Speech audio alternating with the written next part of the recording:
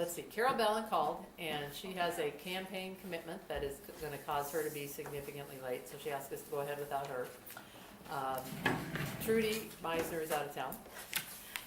And Lindsay LaPlante sent word through her grandma that she is in one of the performing groups today, today's district music festival. So she's only going to be able to make it if the choir schedule actually gets off track. And I don't think that's very likely. I've been over there watching, and they're on time today. So I don't think we're going to get to see Lindsay either. I haven't heard from Linda Samuel, so I'm assuming she'll be here in a minute. Oh, in Linda's office? Okay. And then, who else are we missing? Trudy, Lindsay, I think Lindsay's it, right? Carol. Okay. All right, is she there? Great, good deal.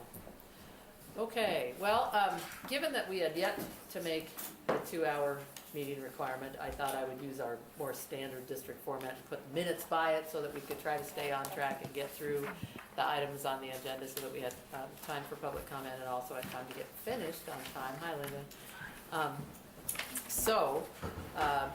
As you can see, if you take a look through that, I'll be the kind of the timekeeper and make sure that we're staying on track. And if that happens, we'll be finished and ready for public comment by about 3:30. Steve says he needs to leave at 10 minutes to 4. The first item on the agenda, of course, is to review the policy with the modifications that have been made. And that is included, you got them ahead of time, and it's also included in your minutes of the Wellness Committee meeting. So the only thing that we left specifically as a question was whether the statement about whether the school board was committed to the establishment of, or whether the school board shall establish the Health and Wellness Leadership Council. And if you read your agenda ahead of time, it's my recommendation that we say that the Board of Trustees is committed to the establishment. They're pretty committed to the establishment of lots of committees that the administrative team runs. And then we don't have to wait for the political process of them to figure out who to appoint and wait for 3 readings of the board and that kind of thing. That said, if the board appoints that, it's a higher level of attention and that kind of thing. And so we could go either way with that. And frankly, the truth is that's probably the sentence, ironically, that's as likely as any sentence in the whole thing to be modified at the board level. In terms of just because it's a surprisingly political statement is really what it is. So in fact, if we wanted to decide to leave those 2 choices and leave it to the board to decide whether they want to let us just get rolling, because the conversation was that this group would be the core of that leadership council, and then we would invite people that represent some of the specific groups that we listed and get moving. Or whether we want to wait for the board to adopt the policy and then move forward and appoint again. And you could probably go either way, since not as much committee work tends to get done in Missoula in the summer anyway. But we can go with that. And then the other stuff, again, we had part of it going on the board. We had part of it people keeping their notes here. Susan read some modification of the first paragraph aloud near the end. And so Polly and I did our best to make sure that this draft policy as listed reflects the conversation that we had last time. Are there any recommendations for change there? I read through it fairly carefully, and I felt it was quite good. Since I missed last meeting, I didn't understand the 1 and 2 there, but I do now. And it seems, what I would suggest is that we leave it like that with a note to the council that we've put together preliminary work groups or subcommittees to start the process pending their approval. And if they say, well, fine, go ahead and is committed to the establishment, then we're already on a roll. If they say shall establish, they have the option to either say, okay, we'll stop right there, or continue on with that. We'll evaluate those members, and we'll decide the process on how to actually name the committee. But I think you're fine just like that. Okay. All right. Any other comments from the committee? When you explain the difference between the 1 and the 2 choices, it seems like you're right, there probably isn't going to be as much done over the summer. On the other hand, it'd be nice to go ahead and get started, and I think people are biting a bit. So it'd be great to have number 1 But like you say, the board is apt to do whichever one they want anyway. So I don't know that it, I mean, I think it could be either one. Okay. I don't know. I'd like to see it number one, but So when we present it at PNP, we can just say, yeah. we'd like to get rolling if that's okay Yeah. with you. Yeah. If you want to That's put what your I would- formal stamp on I the would committee be happy to see membership, that. we'll wait on you to do that. Okay? All right? Because, you know, even though it's hard to get things done over the summer, there's always so many things in the fall that sometimes it's hard to start things up September 1st also, That's right. so. Yeah, you're right. It likely would turn into October, November before the committees Right. began if we didn't have a couple initial subcommittees Right. begin. Yeah, If and we I didn't also- have a And I couple. also think a lot of these things aren't just within the school. And so, you know, I think in terms of the school year, you do, but, you know, the health department doesn't necessarily, and so, you know, they're available in the summer. And, you know, I'd like to see Uh-huh. some of this, you know, begun before the in-person too. Okay? All right. Gordon? Concur. Okay? Linda? Okay. How about the rest of the language of the policy? I have one other point. Under the bullets, the environmental health, Uh-huh. and it says to include school dining areas. I think that's the only place, well, we've got down in there, you know, education for students about health and wellness to include nutritional education. You know, I think it's awkward when we keep putting these, Uh-huh. we've got nutrition, but then maybe under nutrition we should say, you know, environmental health. I just, you know, I guess it just seems awkward to me to be putting these extra little Parenthetical things. things. Mhm. You know, we keep putting nutrition in. Nutrition's only a little part of it, and, you know, I'm not being here, I don't know who put those in, but, I mean, I think under nutrition, we could maybe change that up there to say, you know, we've got all this guidelines for the reimbursable schools, the dining area, environment of the dining area, and education and nutrition. So everything for nutrition is put together rather than spread out throughout this. Oh, I see. Oh, I see. Okay.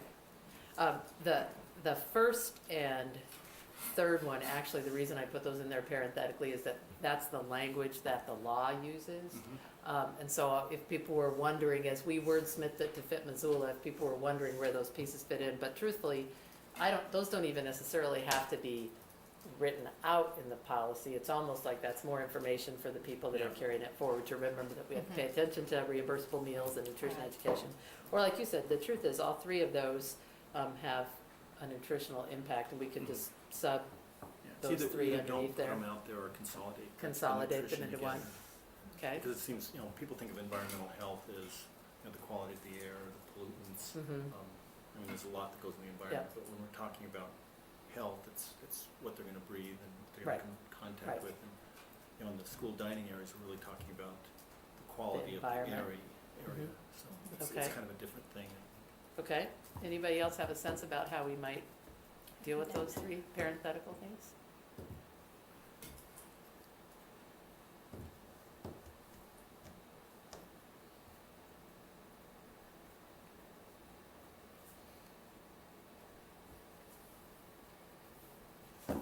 I'm fine with just putting them all in, essentially in one set of parentheses, kind of in the front, in that first statement under nutrition. Yeah, I could If even that- read it how it might sound. You know. Okay, Under the nutrition guidelines, we could, in parentheses, to include guidelines for reimbursable school meals and other food available at the school, comma, environment of the school dining area, comma, and nutritional education. works for me. That sounds Does that great. work for everybody? Yes. Okay, great. Any other comments from the committee about the policy? Folks, remind me, what did we mean by environmental health? Yeah, I wasn't there at that time too. I was just thinking the same thing. I can address it. When we were talking, we were listing things up on the board about, you know, what's important for wellness. And the idea of the environmental health, and the discussion then was, you know, if there's asbestos, if there's air pollutants, volatile chemicals in the air. And I'd said that I would see about possible committee members, Aaron Smith and others at the university are doing research in that area. Trudy also uses that vocabulary a little bit differently, and she Yeah. was talking about the in particular, that hospital situation that she worked in that paid attention to a lot of the environmental issues. And that's why I had listed the dining room there, because in her, there were kind of Yeah. two, it was a twofold kind of issue, both about, you know, the health impactors, I guess the physical health impacts, and then also almost the emotional or mental health the things that the environment does to contribute to that.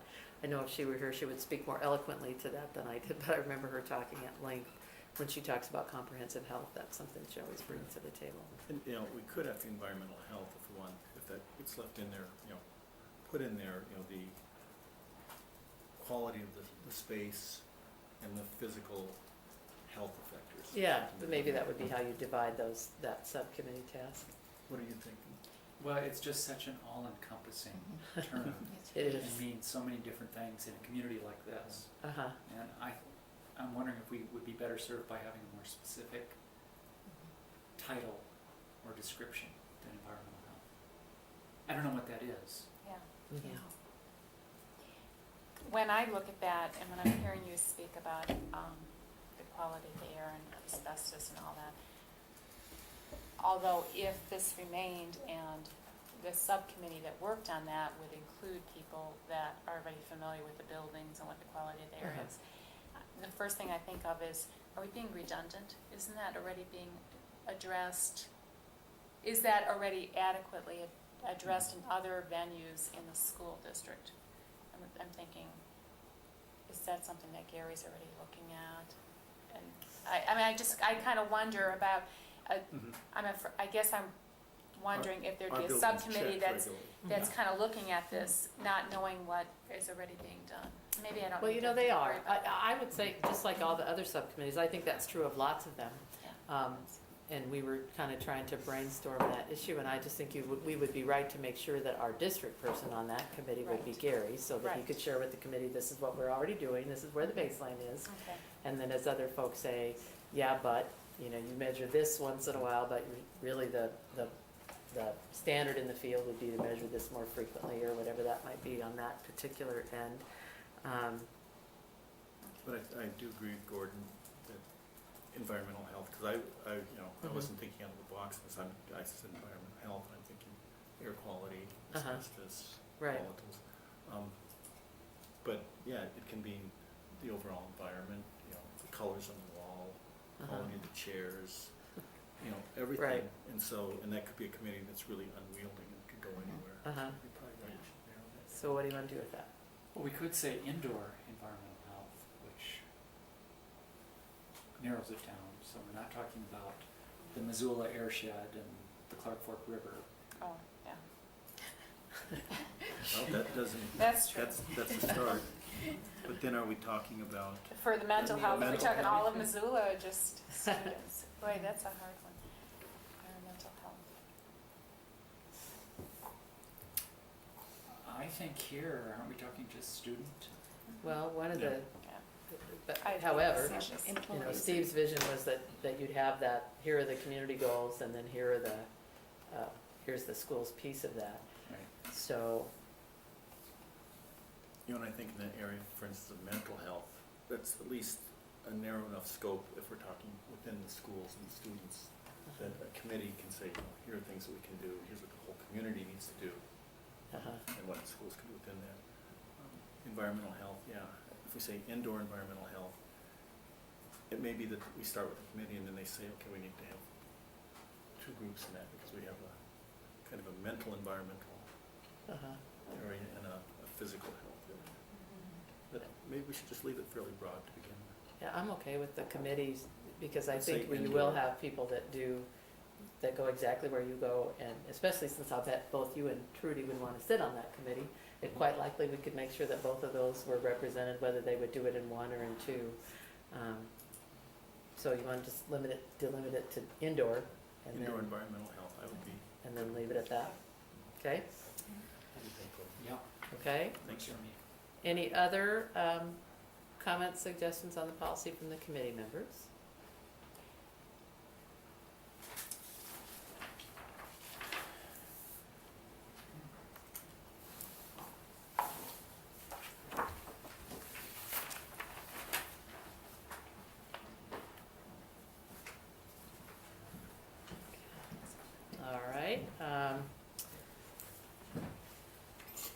Did you all have the opportunity to read your email from Jean Kester? Well, maybe what we'll do, since we started a few minutes late and we still have 5 minutes left on policy, it looks like this is from the committee perspective, we're okay. If there are any comments from the public about the wellness policy, are there any comments from the public?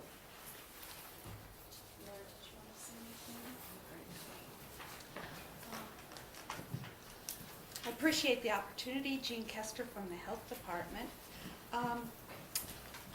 In the series of comments that we've put in on behalf of the Health Board and the Maternal Child Health Advisory Council, we wanted to react to this second draft and find 2 areas where we would like you to focus, look hard, think again, and that has to do first with priorities. And we're quoting in here some of the material from a video training that OPI put on about how to approach this process and be effective at implementing.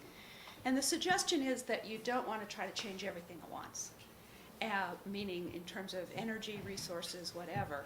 And our sense from the public health perspective is that strategies for the most effective outcomes with the least amount of energy and resources would be beneficial in the area of nutritional improvements to the school food program and in a commitment to a certain amount of base level physical activity for students. And so while the list of areas that we can describe as under wellness are all important and valuable to have there, the Health Department would encourage the committee to include in its policy a recommendation that these areas have primary focus, at least from the get-go.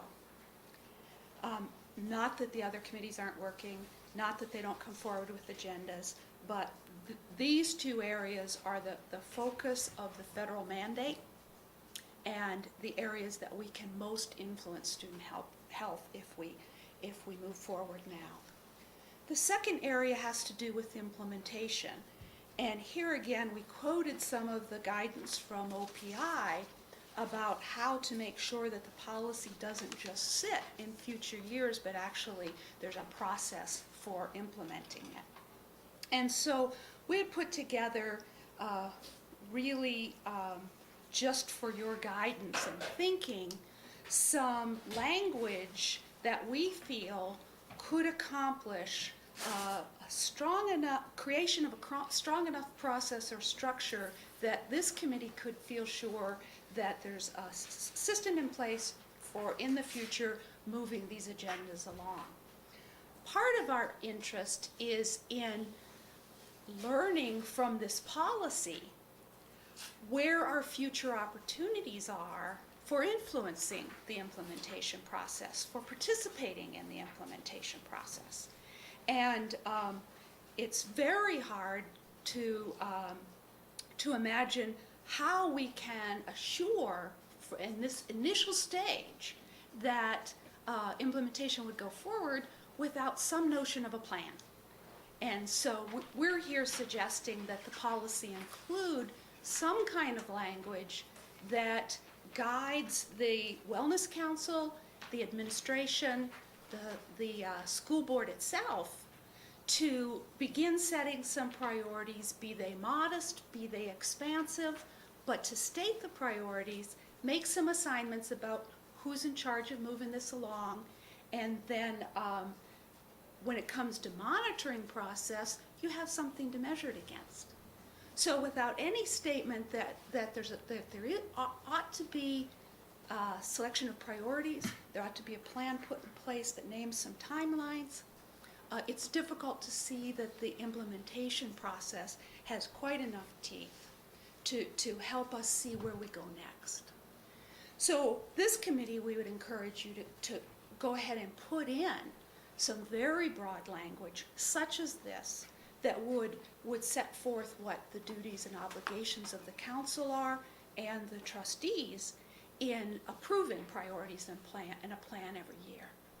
So I'll be happy to take any questions about that you might have. I guess I would just say that I see those in the policy as drafted. After the initial subcommittee work, it says, this council shall include committee and district leaders and experts on, it says who broadly might be on the committee. Then it says, after initial subcommittee work to develop the standards for the components above, the Health and Wellness Leadership Council will review those standards and assess the district's current status in each area. After that, they'll meet at least annually to review progress towards the standards and various components, and will be responsible for reporting that progress to the superintendent and ultimately to the board, who will be the folks that determine the priorities within this initiative and the other district efforts. So I personally don't sense that that's not already there, but I don't know how the rest of the committee feels about that. Well, I haven't seen the wording that you had proposed since, okay. It's underneath the bullet there, all the, ensure, not underneath those, ensuring effective implementations.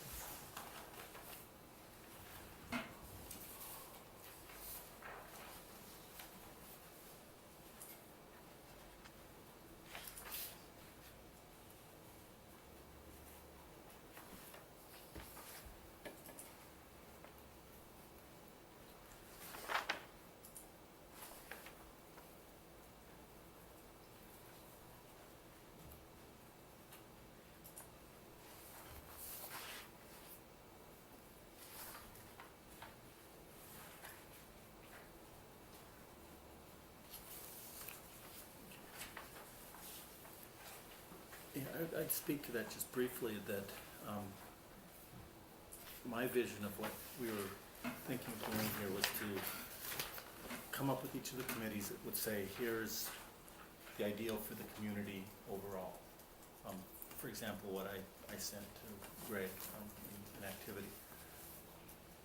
And that each subcommittee would then say, okay, based on what the community would like, and that involves not only saying, here's what we'd like to do, but ways to measure it, strategies to possibly get there, and a whole long, lists. And then what are the goals within that big community goal for the school district? And as I read that, we really can't come out and say, this is the way we're going to do it, this is the way we're going to do it, until we've had those subcommittees meet. And you just said it, that, where are we going to be most effective? I mean, the policy was in nutrition and physical activity. And those two are listed at the top. But the trustees actually have to make that decision in the end, I would agree. So I think that it's all there, because once the subcommittees begin to meet, if they have to meet on a regular basis, and I would assume, and maybe we need to put in a sentence that, subcommittees shall develop a timeline, and measurement standards. That might be the one thing that we want to put in there, so that we make that clear that, within a year, a timeline should be developed, or 6 months, a timeline should be developed, and measurement standards. And I think those are great ideas that you have in here. But some of it isn't there.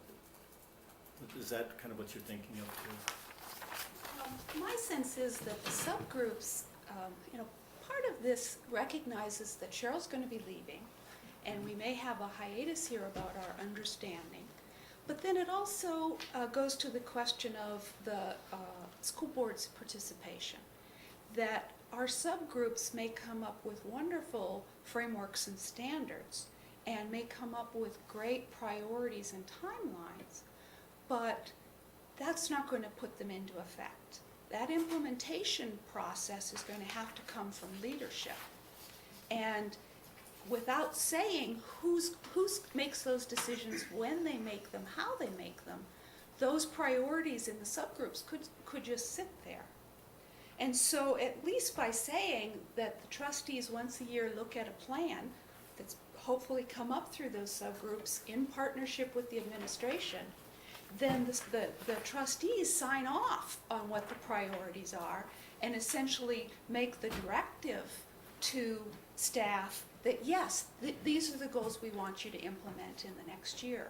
Without that involvement and without a plan, that process won't happen, and it could be great ideas but no implementation. Jeannie, can I read the last sentence to you again? Uh-huh. After that, this council will meet at least annually to review progress towards standards in various components of the Health and Wellness Initiative, and will be responsible for reporting the progress to the superintendent and ultimately to the Board of Trustees, who will determine priorities within this initiative and other district efforts. And I guess that my proposal would be that you use the normal language of change implementation, which is that you adopt a plan. I mean, the standards don't set priorities. You can develop standards, but they don't set priorities. For example, in the nutrition standards, there's a laundry list of where the district might want to start in improving the nutritional value of school food. But somebody's got to make that decision. The standards itself won't make a prioritization. The Board of Trustees, who will determine priorities within this initiative. That's great. I guess our proposal is that we go to the question of who's in charge, the superintendent's in charge of implementing the process here, and that the outcome of that process goes to the trustees, and that there be an annual plan put in place. Did you want to add anything, Greg? Well, I would look at it from a slightly different angle. My interest is specifically physical activity right now. So I think in terms of how would I improve the strategies in the community and particularly in the schools on physical activity. With this process being over here, just thinking about that in general. So when I look at this process, what I look for is, well, in what ways could that help me accomplish that? This process. Could it speed things up? Could it give it more teeth or muscle? Could it slow things down? Could it waylay it? And I gauge what we might lay out in the future in terms of whether it would help accomplish those goals. So if we have a process that says in the end of the first year, the board is going to receive recommendations on what might make sense for physical activity, that could be like a year from now, right? So that means that we've got to, maybe we lose a year, and we wait and see what the board does with those recommendations in, let's say it was May of next year. And maybe physical activity is part of that, or maybe it's the broader sweep of things so that there are 10 topic areas. And then we go into summer, and we hear the board says, I think this is important, why don't you make a plan to specifically implement those things now that we've decided their priorities based on your guidance. We're into the next academic year.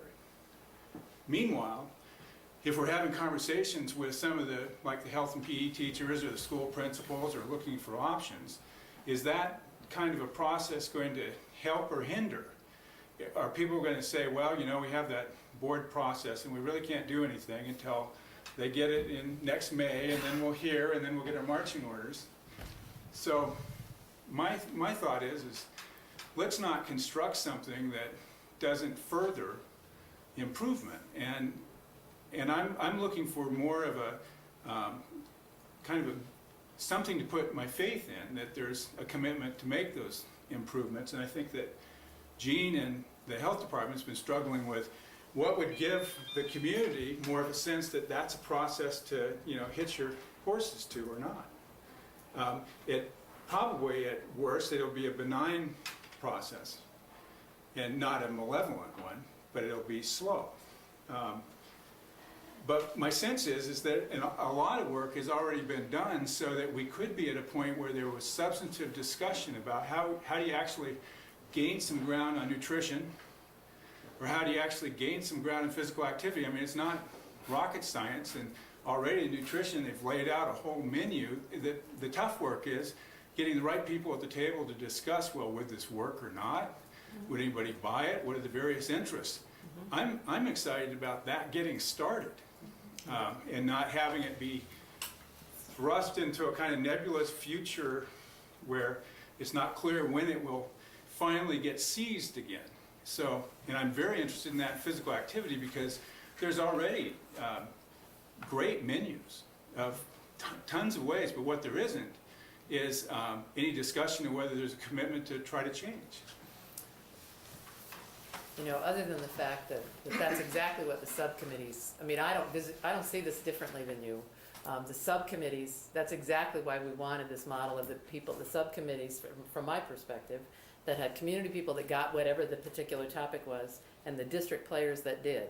The truth is, again, depending on how much you want to wait for the board to stamp and how formalized you want to make it so that we have to wait for the board to do it, I mean, I just think it's almost counter adding more layers about in the policy so that you have to wait for the board to stamp it, knowing the way that our organization works, seems silly to me. When we get those subcommittees together, if Linda's on the one that's working on nutrition education, she's not gonna, and there's something good and it doesn't cost her more money and all that kind of stuff, she's not gonna wait 2 years for the board to go through their process to make it happen. We invited, when we did our curriculum last year, we presented the curriculum at the first meeting, we invited the health department to participate with us on that. We've changed our physical activity program. We have a lot of people that have a sense that that's already moving forward in a new and different direction this year as a result of its new implementation. And so, you know, I guess I just sense that the more we formalize, because we don't trust that people will do their work, which is how it feels from my end, then the more you actually, I feel like you're working counter to what your goal is, to avoid the process slowing it down. And my sense is, personally, that knowing that the more you formalize that it has to go through this and this and this and this, I guarantee you that building principals start going, well, I know there's this big formal process in place, I'm not going to add anything new if they, and not just building principals, but anybody in the organization, the bigger deal and the more detail there is in the policy, the more people are afraid that they'll be working outside of our policy rather than just doing what they know is the right thing to do. So I guess that's, you know, from knowing what I know about this organization. And by the way, the person that's going to take my place was appointed officially today, so we won't lose any time. So, Cheryl, I'd like to add comment to the recommendation that we focus in on nutrition and physical activity, because I think that's an important piece of this as well. And I'd like to come back to our initial discussion at, I think, our first meeting, and that was, does this plan simply comply with the mandate, or do we take it to the next level and make it something perhaps bigger and better and more encompassing than just nutrition and physical activity?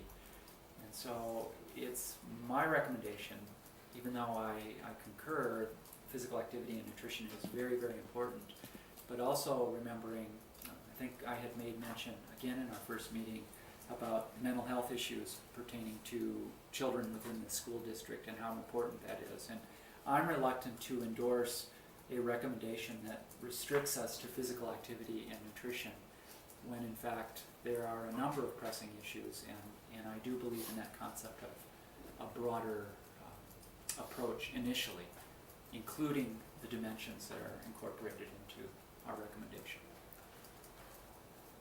and the truth is, the only place where the rubber meets the road and those two conflict is if there's a lot of financial impact that has to go, because truthfully, within our system, the folks that are working on mental, I mean, with the exception of the poor old classroom teacher who has to work with every single kid every day on every single topic, they're taking care of mental health and nutrition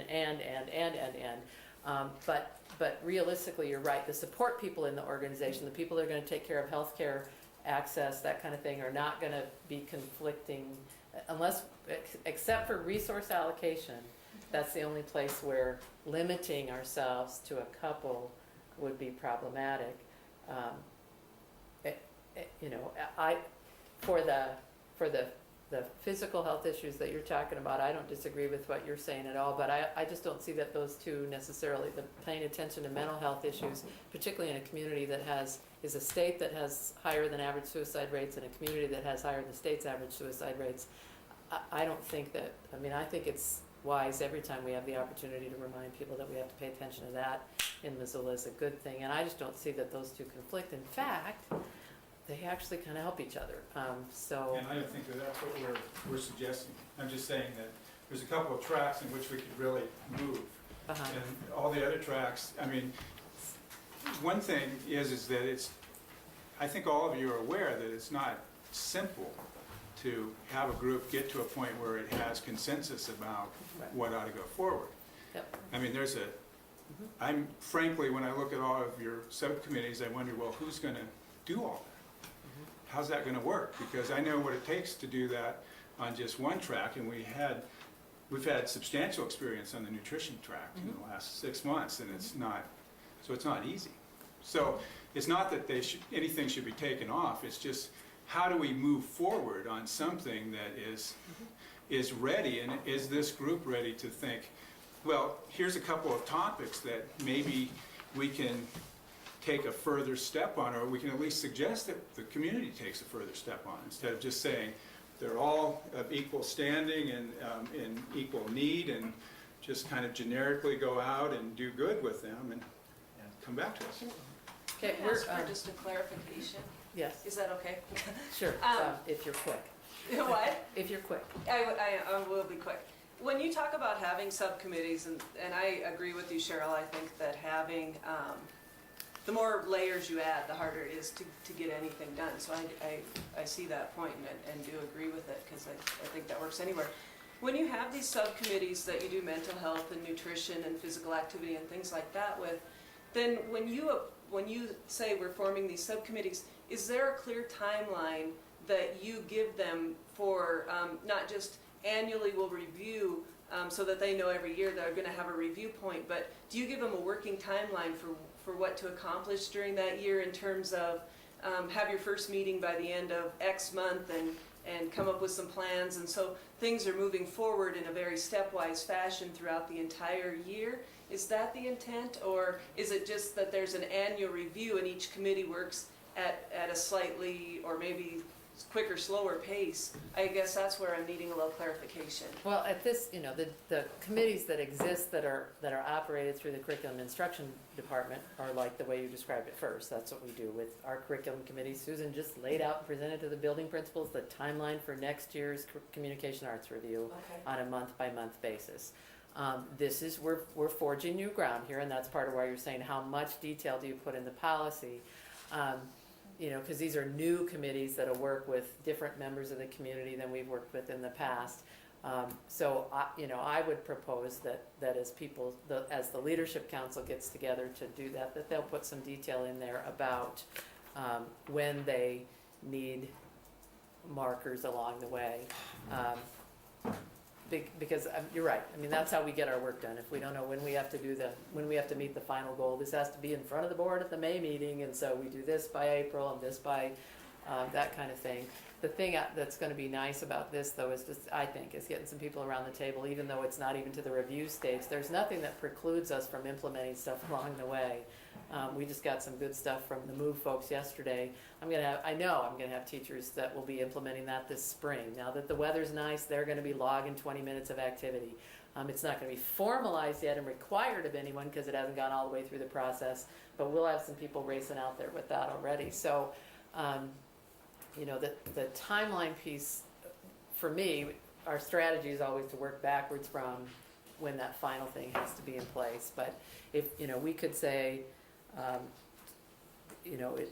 review those standards and develop timelines if we wanted to add that piece here to the I process. think that helps just understand how the school district works in terms of developing timelines. I appreciate that.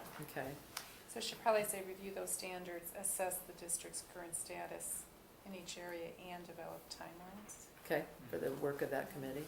I say that you still don't have priorities then. That it may be helpful. The standards don't set priorities. You're right. Right, the standards tell what great looks like in each of those areas. And we've left at this point for the board to determine the priorities piece. Because the only place it really matters in terms of not being able to do all 9 of them is where the board's gonna give their funds. And so for me, I don't need a statement about that. Well, two things. One, I think priorities, if we put together a nutrition subcommittee and activity subcommittee, those subcommittees are going to determine the priorities within them based on who's on that committee. And that's a better thing for the community than it is for us to sit here and say, here's the priority in nutrition. unless there's a guideline that says we have to do these specific things, and they will get that. But on a second point, I would suggest that we add the wording, and there's a sentence in here that says, after initial subcommittee work to develop standards for components above. We really should say to develop standards, implementation policies, and evaluation policies for the components above. And then continue on, it says for those standards, and just put that word in Okay. there again. We'll use the word plans, Okay. implementation and evaluation plans, Yes. but I'm fine with that. And I think that kind of takes care of that. And the other thing that I would say is that, you know, once, I think that this policy could go to the board with attachments, you know, saying here's samples of what we would like to get, you know, moving on right away, if we can get subcommittees going. Yeah. And I think Cheryl is right that, you know, I work in the school system over there, and to change a class, it has to be proposed a year in advance, voted on, and then a year later, that class can go in. So it's a 2-year delay to get even a change in a class. This could speed things up dramatically if the subcommittees get right on it. All right, so is everybody supportive of the language that talks about the subcommittee doing a little bit more detail there? Okay? Could you just read that again, just really quick? Okay, Ron, because like, we're after already initial way subcommittee work, after initial Yeah. subcommittee work to After develop. initial subcommittee work to develop standards, implementation and evaluation plans for the components above. And then in that next line, it would have to repeat that again, because we say standards again, so just, Okay. yeah. Okay, great. Is there any problem with moving that forward then to the P&P, which is Personnel Negotiations and Policy Committee of the Board, which meets next Wednesday afternoon to address this policy. Now, then what happens for the members of the public and members of this committee? First, that's just so you get our process, which is slow. They'll look at it there, then they'll send it to the May board meeting, the Tuesday evening board meeting, where there will be opportunity for public comment at both the subcommittee of the P&P committee of the board, and then again at that opportunity. At that 7 o'clock meeting, they'll do what's called first reading, and the policy's read, and people can respond to that in public comment, and the board can, in either of those two settings, make some modifications and changes themselves. Then there's a second reading of any modifications that have made before that, and it's at the second reading that they can decide to approve then, or 1 month later after any further public comment, which gets us pretty much into July before the policy's approved. But 3 more opportunities for formal public oral comment as well. Okay? And that'll go forward, Cheryl, with the recommendation from this committee that we are looking at. One is committed to the establishment of. We like one, but we respect their right to choose two. Yes. You got it.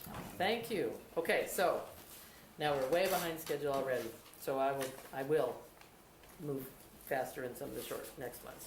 Review recommended language for subcommittee instructions, which is where, as Steve said, I thought that when we give this to the board, we'll give them the policy, we'll give them the recommended language for the subcommittee instructions at first. We'll also give them the health department example. Steve has developed an example for physical activity standards. Susan has developed an example for professional development for teachers, so that they can see the kind of models that we're talking about in terms of that basic, better, best sort of approach to things. We'll have 3 or 4 different ones drafted, recognizing that none of these subcommittees have officially met yet, but so that the board can see what those might look like, so that they get a better handle on the work that this group has done. So I'm thinking that we would include all of those as examples and these instructions as examples, so that the board understands our intent about the kind of work that will go on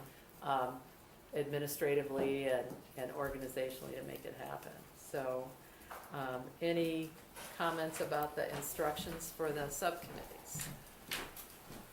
Yeah, as per our discussion on the policy, I think one of the major instructions to the subcommittees need to be not only developing the, standards, but also ideas for plan implementation and Yeah. evaluation. Perfect, I'll add that. And that should help with a lot of what your interests. Okay.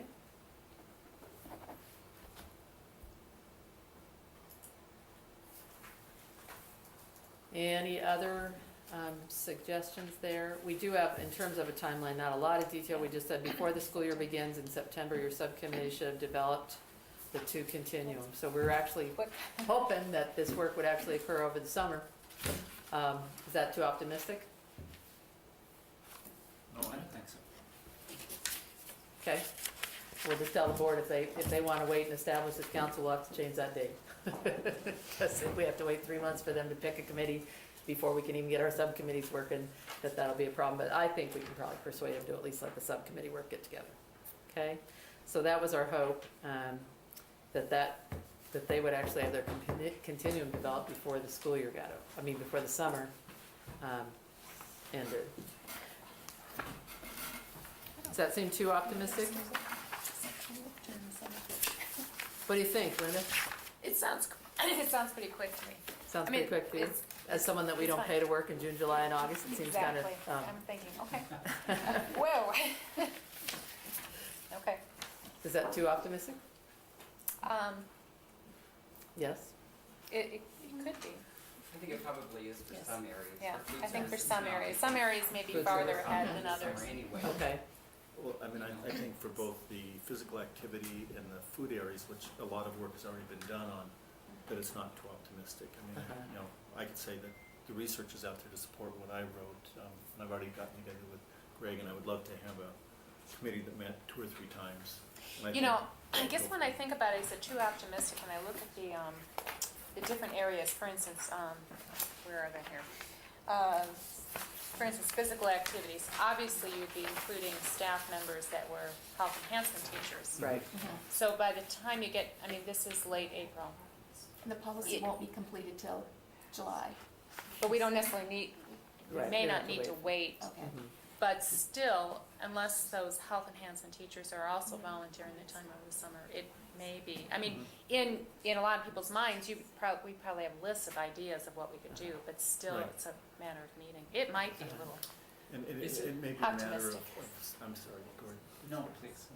It might be a matter, for instance, in the physical activity standards, of taking some of the lists that I developed, that Greg has developed, and, you know, some phone calls to some of the health enhancement and a few of the other people and say, you know, here's some examples, what ideas do you have for making this work? And, you know, people in transportation, but all the different people that should be on that committee, and get them kind of working independently, and, you know, maybe we have 1 or 2 meetings to say, you know, here's the preliminary list of ideas.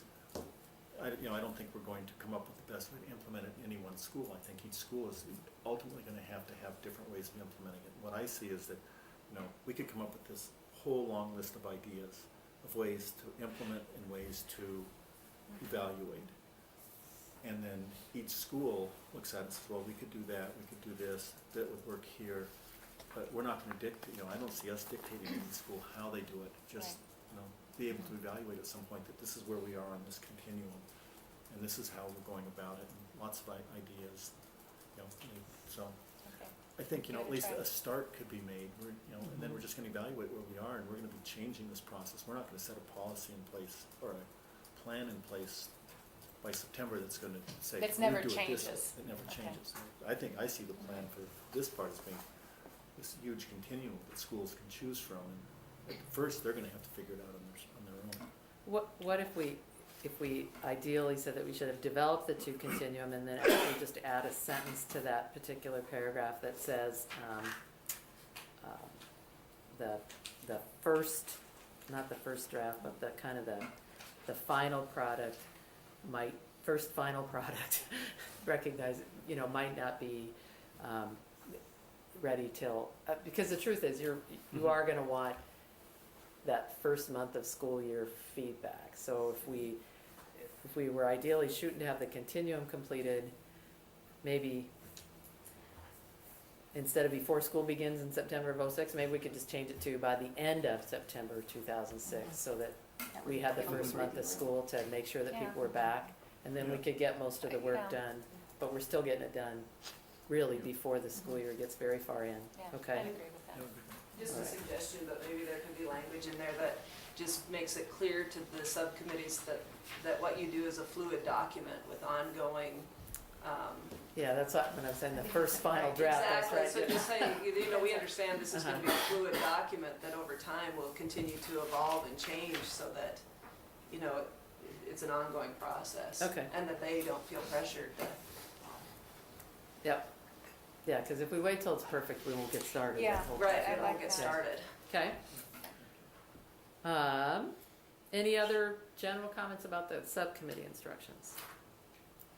Cheryl, I hope I'm not digressing, and maybe we've talked about this, but I just can't recall it. How have we talked about addressing the various K through 12 needs of what's necessary for elementary versus what's necessary at the subcommittee level for high school?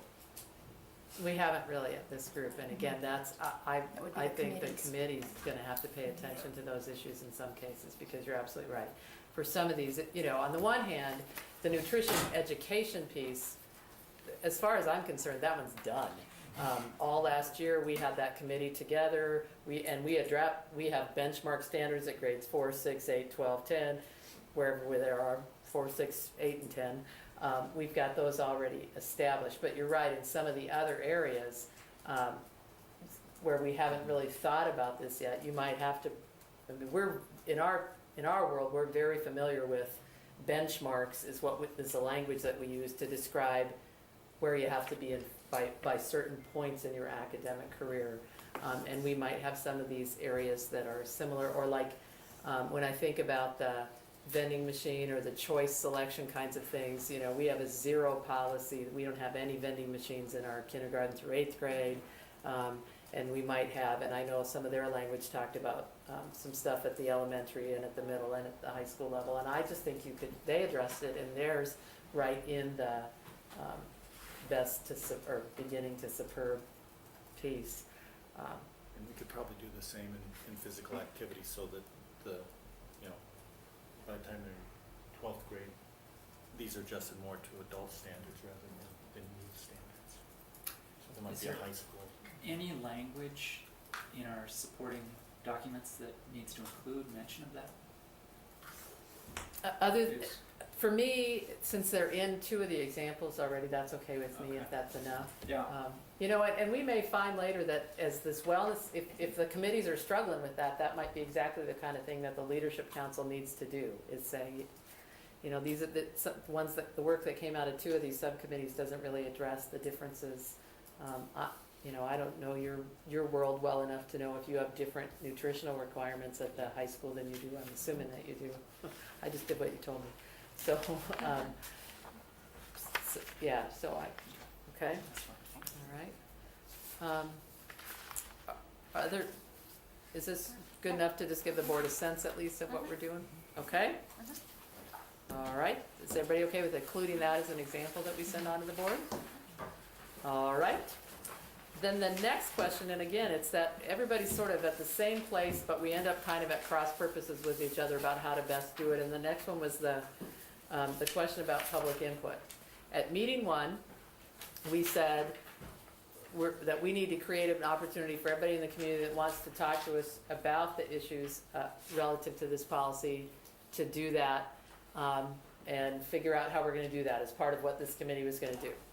At meeting 2, I sense that what we said is the place where people are going to have the opportunity to do that is in each of the subcommittees as they meet, and the district will need to notice that.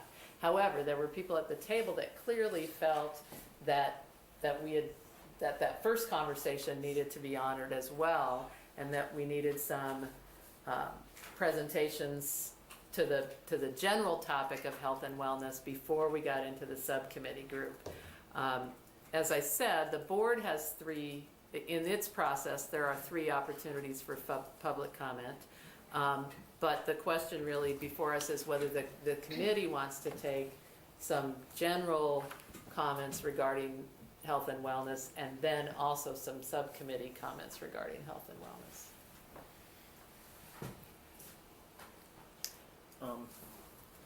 I guess my feeling is that this committee was put together to give a recommendation to the board, and individuals have no problem standing up at board meetings looking what's on the agenda, and if they feel strongly about it, making recommendations there. I wouldn't want to shut down public input, but actually, I mean, the policy is so broad as to say, we're going to develop a plan through these subcommittees, and I would love to see, any individual that really wants to be on a subcommittee to be on it, have that long-term public input. We're going to be looking for people on it. And I think there's plenty of time at the board meetings for people to comment on the actual policy, which is what will go down in the record, and then how we implement it, to me, is really the important thing. Gordon?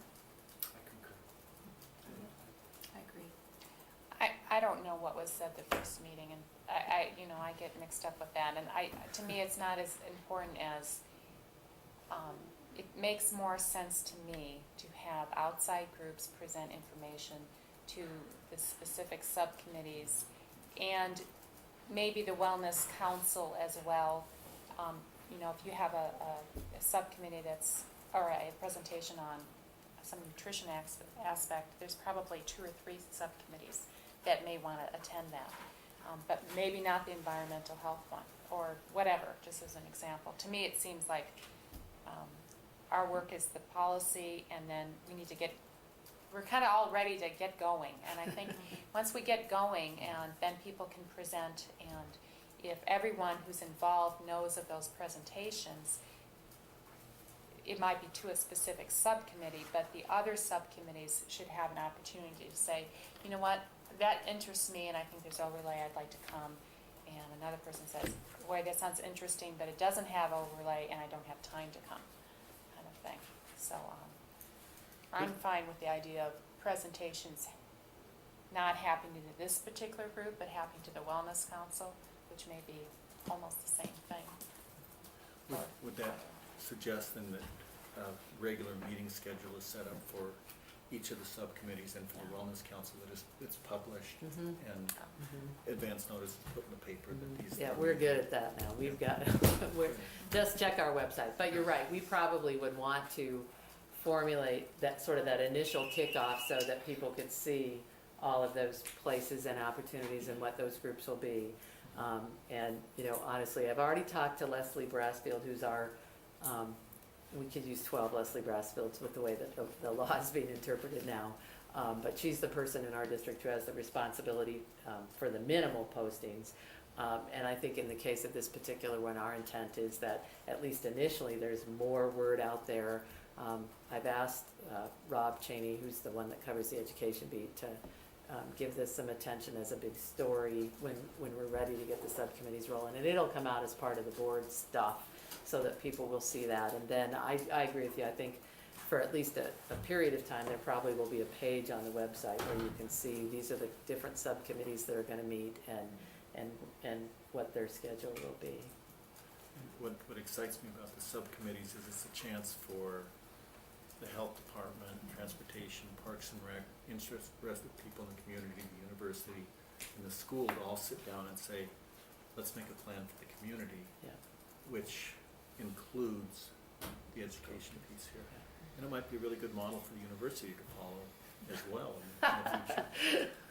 Well, and it occurs to me too that in terms of Jean's concern that one of the things that I think is likely to happen with the subcommittees is that some will have high attendance, lots of people paying attention to them. This is an issue we're really concerned about. And so that's how the priority to a certain degree is going to be established, is the level of community interest in pushing something forward and making something happen. And that piece that we talked about before with the way that the flagship was set up, where once you've established it, then the community knows how they can help. I mean, one way to move an agenda forward is for people that are not a part of the school system to figure out how they can help, just from something as simple as what Greg did to sending us a log that you can use for teachers. That's helpful. Oh, good, that's something I don't have to create on top of everything else I do.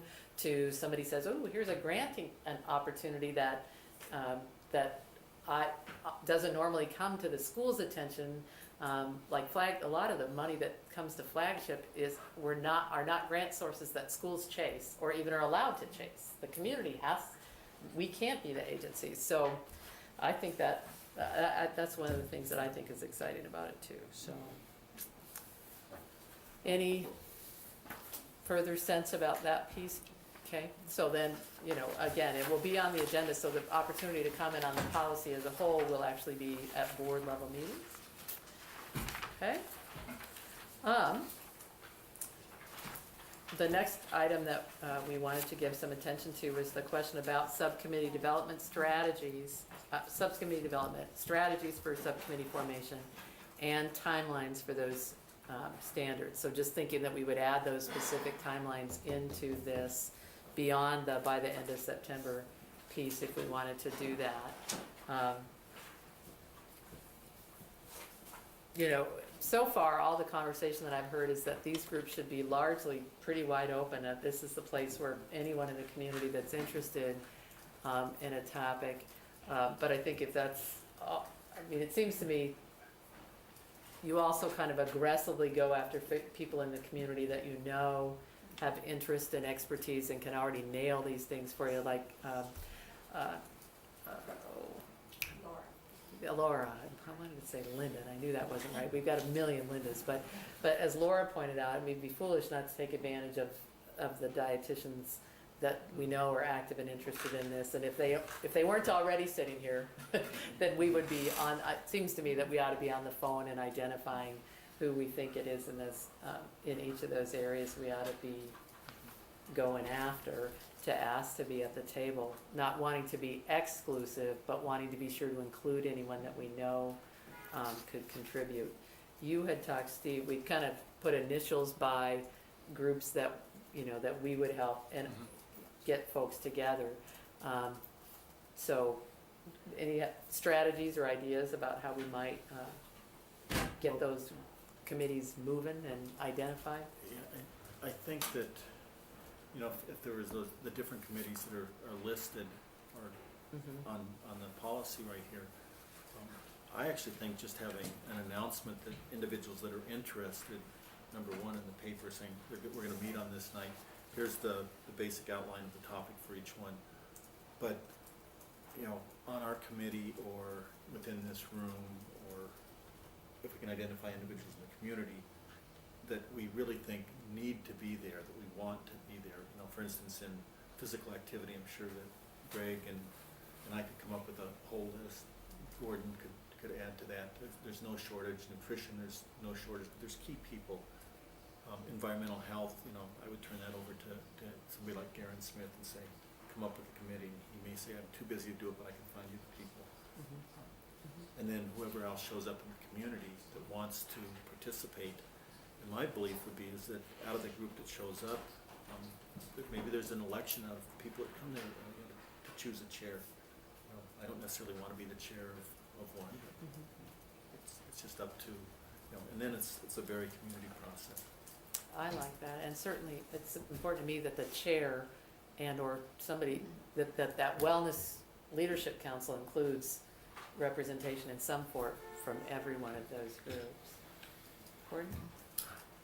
It seems to me that the chair or the leadership person in the subcommittees is really the central figure in the success or failure of it. And I'm wondering if we might be of help by maybe making some specific recommendations as to how that might work, as opposed to a general election to say, okay, Steve's the chair of, you know, everybody comes together and Steve's the chair of physical activity.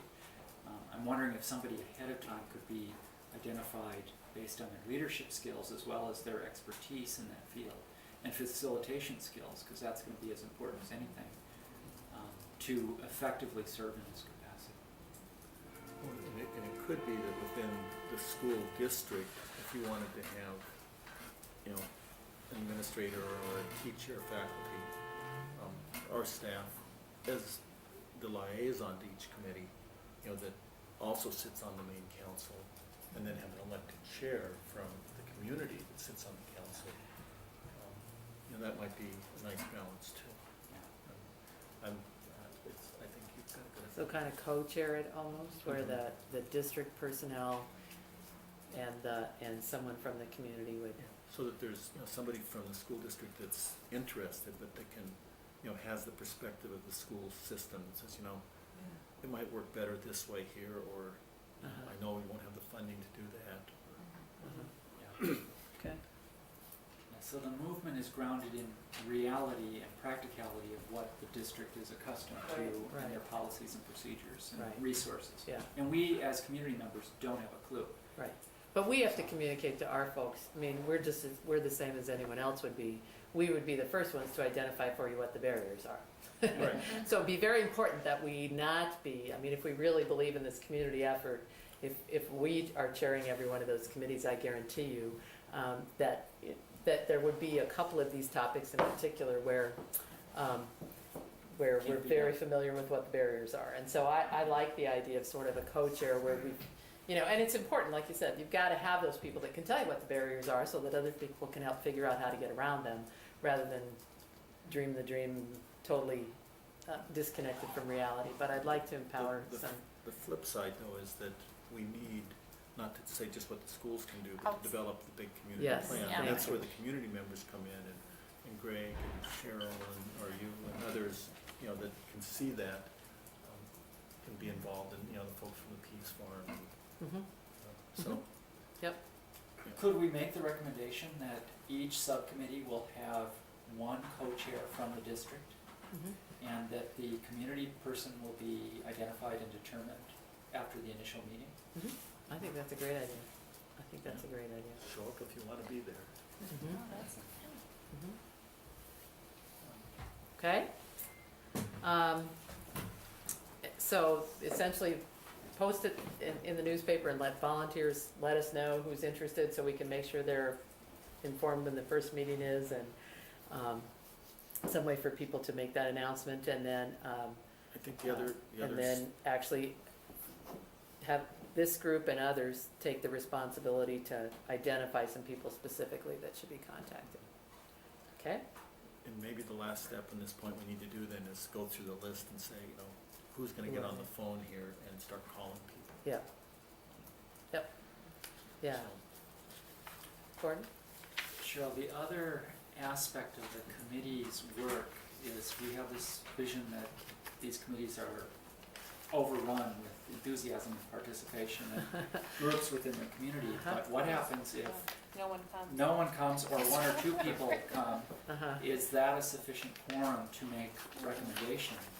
Should we have some kind of threshold of minimum participation required to advance a To advance a directive? particular track on the thing, yeah, and that's kind of part of my point in terms of what Jeannie's concerned about priority. I think there's, we know that there's a pretty fair amount of folks marshaled around a few of these ideas. And in some cases, some of the other ones I think have some great internal motivation, and I think in some cases, some of the others have some great external, but I agree with you that there should be some, that if nothing, I guess maybe at the very least, the leadership council needs to be aware that this group has fewer than 5 members that seem to be interested in this topic, and decide whether to really aggressively go after that, or sort of by default prioritize when the report is given to the board. This doesn't seem to have enough community interest in spite of a fair amount going out there, that this particular bullet in terms of advertising that supports healthy decisions is obviously not a community priority this year, because we can't even get enough people to come to the table on it. And then, yeah, I agree with you, I think, and that seems to me like what the leadership council would, but do you think there should be a minimum number that has to be involved before we can even have a quorum? I kind of do. It just seems to me like there should be some broad dialogue that's happening, and I don't know what number that is, but it seems we should be concerned if the group is smaller than, 5. Yeah. Well, we've got Yeah. 5 here, and I think we're making progress, Yeah. and it seems to me that might be workable. okay, so if we just say if the group is smaller than 5, then that leadership council needs to get all over that issue and see if we can get some more, and if not, then let people know that, okay? That's, I think that works for me. And I'd also put well, I don't know, I'll throw this up for discussion, that, you know, when we have these community meetings, that everybody that shows up has a vote. If something, you know, if there's gonna be something divisive and you wanna vote on something, Uh-huh. you know, so everybody has a chance to have a voice, and everybody has a chance to have a vote. Okay, Then it's, you know, that's true democracy. uh-huh. If we have 500 that show up, well, then that's that committee's problem. That's that committee's problem. Get me off of that one. Let me, which one of these is So the you're- least?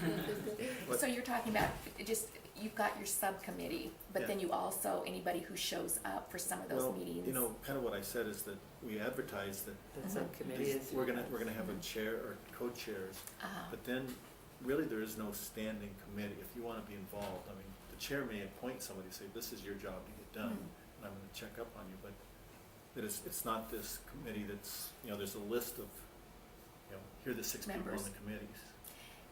That it's, Yeah.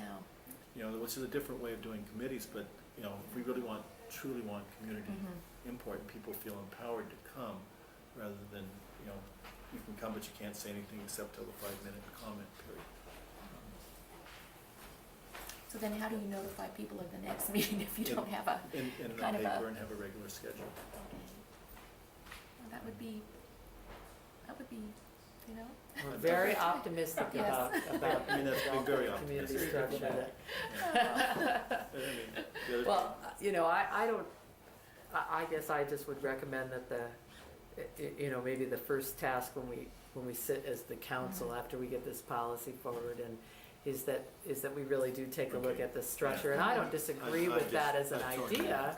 I It's just, just, if you don't have the same people and kind of a core, Yeah. it's difficult to make progress and move forward. Yeah, I And you agree. can say, It's even just if an there's idea. only 5 who show up, well, I guess, you know, we can continue with our work, move forward, let those who have been participating know what's going on, but that it's not a barrier, or you don't have to always start over again at each meeting, informing people and laying the foundation. well, and one of the things that we had talked about before and have listed as the role of that leadership council is that they're actually gonna review that work. So if you have a committee that really gets going in a crazy way where one week they're real excited about this, and then the person who The next feels wave. outnumbered goes in and invites a whole bunch of other people that think like that, you know, I mean, we're going into committee formation and community structure and I think we need to do that to be realistic, but I'm not inclined to put too many limits on it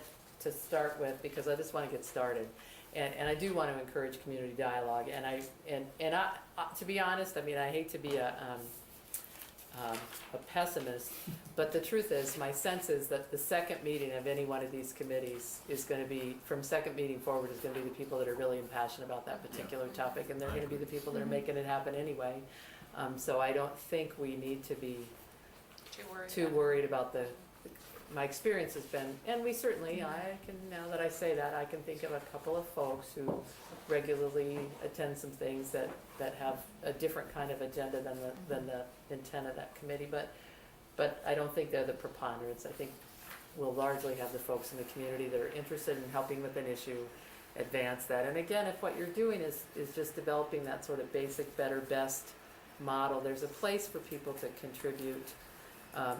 The one thing relative to that, you asked about requiring some sort of evidence-based work, so that we don't, I mean, that might be the place where you control that, is that as you're putting that standard together, do these instructions say something about the evidence-based piece for developing the standards? You mentioned that in a different forum, but as I think about it, yeah, we should add I a don't think- sentence yeah. that talks about making sure that it's evidence-based. And then that would be the test or measure by which the leadership council would say, okay, we got your stuff. Where's the evidence that supports that model? Great, thank you for doing that for us, forward we go. So we'll, these standards must be evidence-based. This is the evidence. Okay? No, I think that's based in research and reflects best practices. Is Uh-huh. that what you're talking about? Yes, yep. I think that's a really good, we did discuss that, but I don't think it made it into the document, so that's a great change or addition. At the same time, I want to make sure we don't discourage innovation. You always, I yin know. and the yang, I know, Martin, go I ahead. So, But with some of these topics, and this is kind of uncharted turf of Mhm. what we're doing. And Mhm. so I totally agree and believe in evidence-based practices, but at the same time, maybe somebody's got a better mousetrap out there that we haven't thought about. And I Wherever would- possible and appropriate? Yeah. Okay, there we go. That's really good. I just listened to a whole presentation this morning for 2 hours on changing behaviors of Native Americans on the reservations, and, you know, if they're drinking, they get thrown in the slammer or go through a year-long program, and they come back and they do it again. It doesn't work, but we keep doing it, Uh-huh, you know, because it's been shown to work in a couple of studies. yeah. It doesn't work in practice, so I think Gordon's absolutely right. I mean, is there a better idea? I didn't think I'd hear that from a university guy. Well, Gordon knows me pretty well. I was I'm kidding. out there. I'm from this university. I thought it might hurt. Okay. All right, any other, Can I ask a question? sure. I'm Bonnie Buckingham, and I just noticed you have all of these bullet points here. Uh-huh. And it said if people don't show up for a particular one, Uh-huh. that maybe that would kind of not be a priority. If there is a large group of community members that are interested in something that isn't particularly on here, could they come and appeal that and say that they want to be a subcommittee? Sure. Do you have a particular topic you think we missed? Farm to school. Oh, farm to school is its And I own. believe Chrissy talked to you last Uh-huh. meeting I did, about yeah, she it. did. Uh-huh. And so I'm here to Uh-huh. sort of reiterate Farm what to you said. school. Yep. Yep, and I'm sure she told you that we think farm to school is awesome, we just think it falls under several of Right. these rather than being its own. Okay, yep, and I think you could appeal that, to begin with, and I would just, again, it's kind of like the flagship model for me. What we did with the flagship model, the after-school program, is we said, here's the structure by which you bring what you as the community have to offer to us, rather than identifying all the community players and that would do that. And I think part of the reason that flagship worked so well is that we laid the structure broadly about, on the topics or the after-school, and then, so anyway, I don't have a problem with appealing that piece. And so, I don't know if you've flown recently, but there's a great farm to school article on, what did I just fly on, Delta? Delta has a farm to school article on this month's, I meant to bring it to the committee and I forgot it's at my home. But anyway, it's good stuff. I just think it fits in three of the areas, and I just know internally that we don't have a farm to school curriculum, but we have a nutrition ed curriculum and we have a physical activity curriculum, and if you're, but I don't disagree with you, and I don't, you could appeal as early as asking at the board level for them to add that bullet, and then I would be the one that would say, the committee, we said, this is why we wanted it differently, but you bet. Okay? The other thing, I just wanted to make sure that, I think partly to let people take heart and realize that there's already some interest in some of the stuff that's going on with this, so that people have a sense about how is the word gonna get out. This is actually on the agenda for the May principals meeting, so that the K-5, 6, 8, 9, 12 principals meet at different times, and I will share with them, here's what the policy is, and here's what we're thinking, and this is what the models are gonna look like, and actually identify some people from that group that might be interested in serving in those. Teachers are gonna be informed about the policy at their August training meetings, both in buildings, and several of them will be attending district in-service where this will come up. Several community agencies have discussed, and I'm really excited about the idea of providing health fairs at our elementary and middle school buildings at the November parent-teacher conferences. And frankly, this is the test for me about whether the community wants to put their money where their mouth is. We're busy. We're doing parent-teacher conferences, but we bring 98% of our kids' parents in the kindergarten through 8th grade into our school buildings those nights.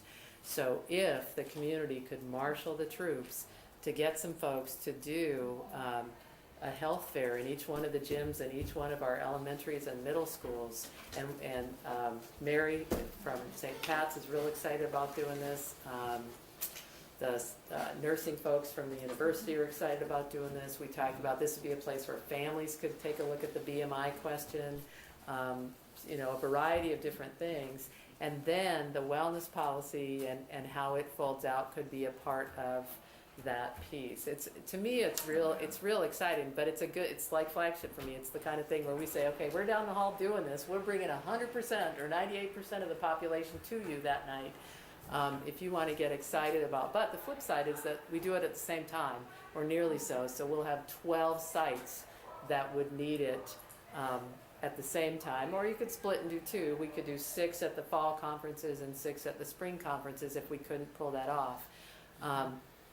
And so I just think that would be, if we can think about aligning all those stars, that would be a really big kickoff for the parents and the community to see that we really believe this. We could, we could have the logs that families could keep track of their, keeping track of their 60 minutes. They're only getting 20 at school, or they might only guaranteeing 20 at school. Let's see if we can get the 40 outside of that.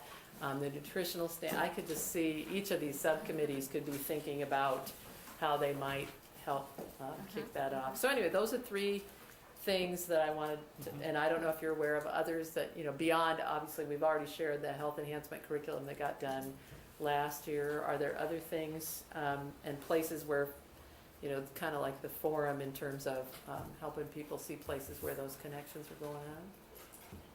Well, I kind of think once the subcommittees get working and there's partners from throughout the community, hopefully, that each one of those different areas might see, individual opportunities. But, the idea of a health fair, and I guess I wouldn't call it a health fair, I'd call it a wellness fair if we want to tie it into this.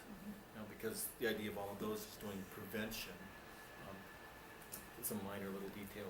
But that maybe each subcommittee is somewhat responsible, or is responsible for coming up with ways that their policies and ideas, implementation, evaluation is implemented, or is shown off, and is educated, the parents are educated.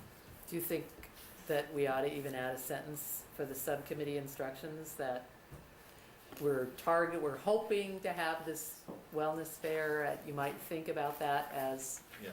okay. Do you? Does that sound that the subcommittees might be shooting for? Or it could be a directive that comes down from the overall committee at some point. Okay, Because this is kind of a general thing. okay, so wait for that till later. I'm concerned, as you pointed out, Steve, at the beginning with our bullets of adding specifics. If we start doing that Yeah. now with Yeah, specific I events, think that's right. yeah, especially if an early event doesn't happen, Right. that's not a good thing. Okay, all right, so, but you're right, if the leadership council were to do that. And if the chairs of each of those committees is aware of that, that's a target. Okay, Have things done and ready to Just kind of start education. okay, doing Great. what you can. okay. Any other related efforts or things you want to talk about in that one? All right. The April 6 minutes, do they accurately reflect the conversation? I wasn't here, so I don't know.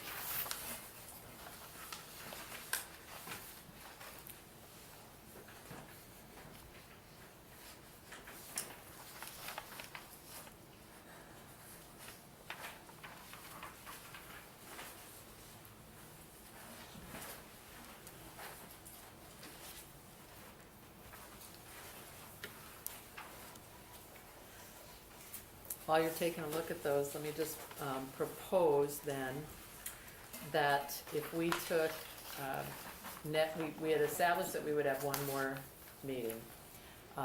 If we, the one next Thursday when we first set our list, if we think about next Thursday, that follows the board doing their thing on Wednesday, so we'll know if they want us to be the ones that go ahead. And if they want us to be the core of the group that starts the Wellness Council, then we can really flesh out announcing, just kind of how we're gonna get the word out, how we're gonna get the subcommittees started, flesh that out next week, unless the board says, not you. But I'd like to suggest that we could flesh that out, announce that, get the words out, and then that will actually precede the May board meeting, which is when the first reading occurs.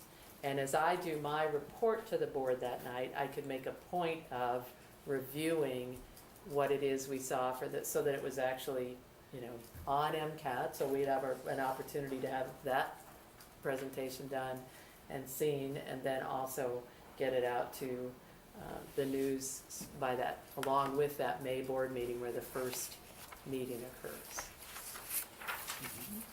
Make sense? Makes sense. Good sense. All right, well then that would be our agenda for that particular meeting. Anybody see anything with the April 6th minutes? Oh, I'm sorry. Could I just clarify? Yes. So, next week at our meeting, if the board has given the initial go-ahead, yes, you can get started, then we would be talking about how to get the word out about subcommittees and the dates, and we'd be setting up when those dates are, or how When- the process would be. Yeah, the process, Okay. how people would contact us and which district people we're gonna recommend. You'll be pretty busy on a couple committees, I think, and access to healthcare is gonna get you going, and, and I've already talked to Gary on the environmental stuff.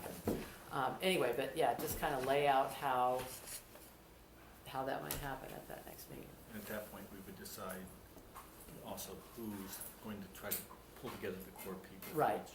Yeah, That would make sense. okay, okay. That said, if we get that go-ahead, those of you that have been faithful attenders would be welcome to just move right on up here if you want, so that you can help us strategize that community planning piece, if that's okay with the group. It seems to me Yes, please. that if we want to start that process, that's how we'd make that happen, okay? So I'll make sure to get that on as the agenda, so that we've got a few faithful attenders that aren't here today, but, okay? Any- Cheryl, are you sending the agenda to some of the other committee members? Right Or is now, it on I'll the wait, web? Okay. yeah, right, we'll put it on the web, and then I'll wait till we get the board nod that they support the establishment of this group, rather than that they have to establish this group. Any public comment?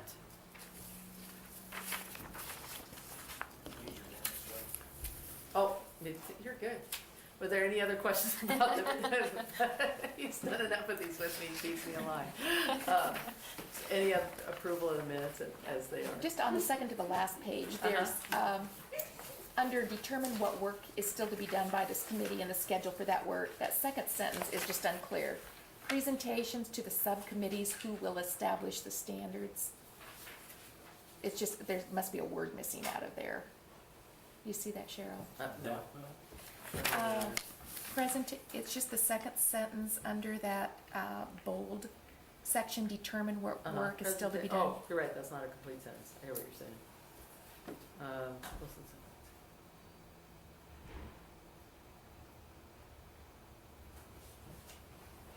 I think it refers back to, are the presentations happening to this group, or are they happening?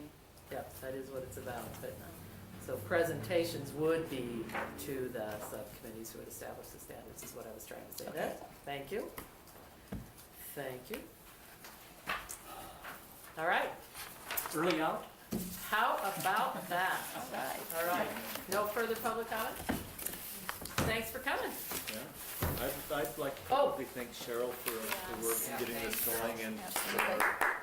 Not necessary. members who Thank you. attended regularly and helped with this. I'll see if Gail's available next week. All right. So that we can That'd be have a great have her transition. sitting right here. Who's Yep. please? Dr. Gail Becker, who is currently the Rattlesnake Elementary School principal, will be the new assistant superintendent.